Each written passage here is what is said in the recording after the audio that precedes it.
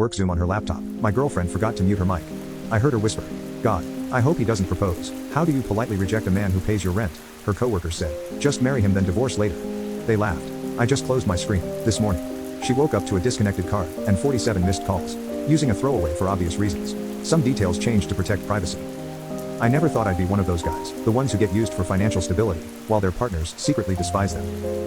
Yet here I am, still processing how 3 years of what I thought was a loving relationship collapsed in under 3 minutes.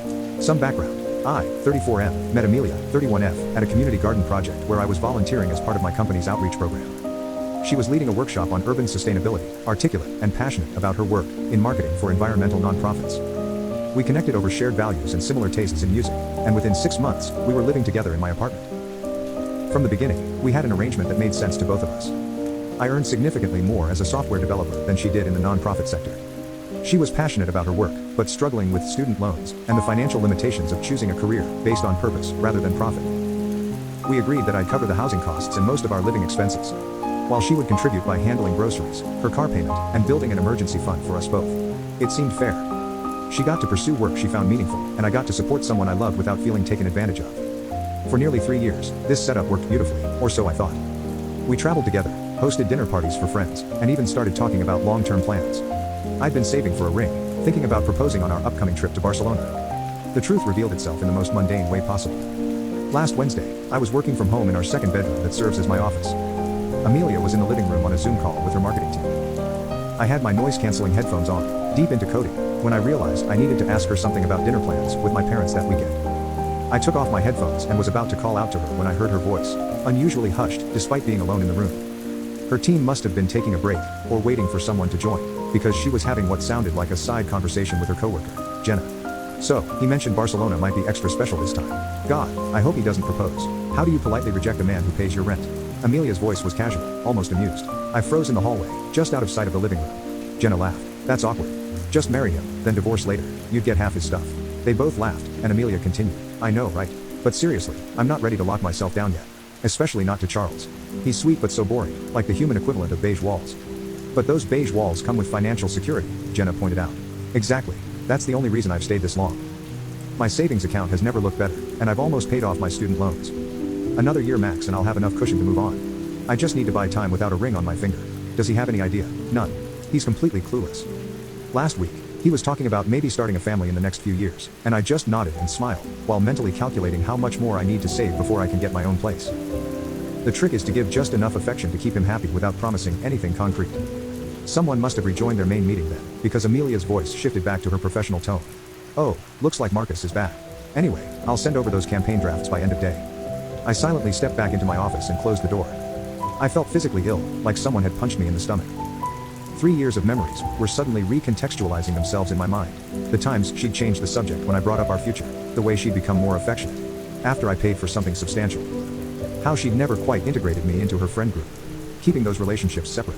I sat at my desk, staring at my screen, unable to focus on code or anything else. I didn't confront her, didn't storm out, didn't make a scene. I just sat there, thinking about every dollar I'd spent supporting someone who saw me as nothing more than a financial plan. When her meeting ended, I pretended nothing had happened. We ate dinner together, watched a show, and went to bed like any other night. But I didn't sleep. Instead, I made a plan. The next morning, I woke up early and called my parents to cancel dinner, making an excuse about work. Then I contacted my bank and credit card companies. I had added Amelia as an authorized user on 2 of my credit cards for emergencies and household expenses.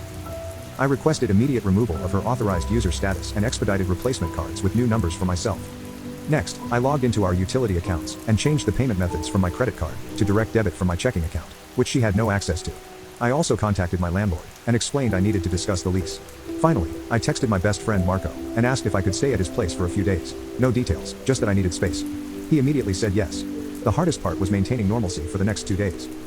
We went through our routines, and I swallowed my feelings, knowing I needed time to get everything in order. She never suspected anything was wrong, which only confirmed how little she actually paid attention to my emotional state. On Friday, she mentioned she was going out with friends after work and would be home late. Perfect timing. While she was out, I packed essential items, clothes, important documents, my work equipment, and a few sentimental possessions. I left her access to the apartment. It would be illegal to lock her out, but took the emergency credit card she kept in her desk drawer. I left a simple note on the kitchen counter. "Amelia, I heard your conversation with Jenna on Wednesday about your plans to leave once you've saved enough money. I've removed you as an authorized user from my accounts and taken back the emergency card. I'll continue covering the rent through the end of next month to give you time to make arrangements, but all other financial support ends today. I deserve better than to be someone's financial plan, while they wait for something better to come along. Charles. Then I drove to Marco's place and turned off my phone. When I turned it back on Sunday morning, I had 47 missed calls from Amelia, 16 voicemails, and 39 text messages ranging from confused to angry to pleading. Apparently, she had tried to use the credit card for a bar tab Friday night and found it declined. Coming home to an empty closet and my note had sent her into a panic. From her messages, I could track the evolution of her response. First, confusion. What conversation with Jenna? I don't understand what's happening. Then anger. You're overreacting to something you misheard. This is insane. Followed by damage control. Baby, please call me. There's been a huge misunderstanding. And finally, when none of that worked, the truth with a spin. Okay, fine, you heard something. But it wasn't what you think. I was just venting about proposal pressure. Everyone says things they don't mean sometimes. Her last few messages revealed her true concern, not that she'd lost me, but that she'd lost her financial safety net. I can't afford this place alone, and you know that. What am I supposed to do? I have $1,726 in my account total. My student loan payment is due next week. You can't just cut me off like this. At least talk to me about a transition plan. This isn't fair. There, that word stuck with me. What wasn't fair was pretending to love someone while secretly using them. Marco has been incredible through all this. When I finally told him what happened, he wasn't even surprised. Apparently, he and my other friends had noticed how transactional Amelia's affection seemed, but hadn't known how to bring it up. She was always more interested in what you could provide than who you are, he said. The most revealing part came yesterday when I finally answered a call, not from Amelia, but from her coworker Jenna. She was horrified about what had happened. I need you to know I never thought she was serious, Jenna said. I thought it was just dark humor between friends. Then she told everyone at work you abandoned her without warning, and I couldn't stay silent. This isn't the first time she's done this. According to Jenna, Amelia had lived with 2 other boyfriends under similar arrangements before me. Each relationship followed the same pattern. Find a financially stable partner, create an arrangement where they covered major expenses, save aggressively, then move on when she had enough cushion. One of those exes apparently worked at the same company briefly, which is how I knew the details, Jenna continued. She has a spreadsheet, with projections of how much she needs to save before she can graduate from the relationship. Your name is literally in a cell next to a dollar amount. That conversation finally helped me feel validated rather than naive. This wasn't about me being boring, or beige. It was about Amelia having a calculated approach to relationships that had nothing to do with genuine connection. It's been 10 days now. I've moved back into the apartment after Amelia found a friend's place to crash at. I've given her until the end of next month to remove her things, as promised. She's tried multiple approaches to get me to reconsider, apologizing, gaslighting, guilt-tripping, even showing up with lingerie under her coat one night. I didn't let her in. The financial aftermath has been eye-opening. Looking at my accounts, I calculated that I've spent approximately $64,000 supporting Amelia over 3 years, rent, utilities, vacations, meals out, gifts, all while she was squirreling away her income and planning her exit. Her claims of only having $1,726 turned out to be another manipulation.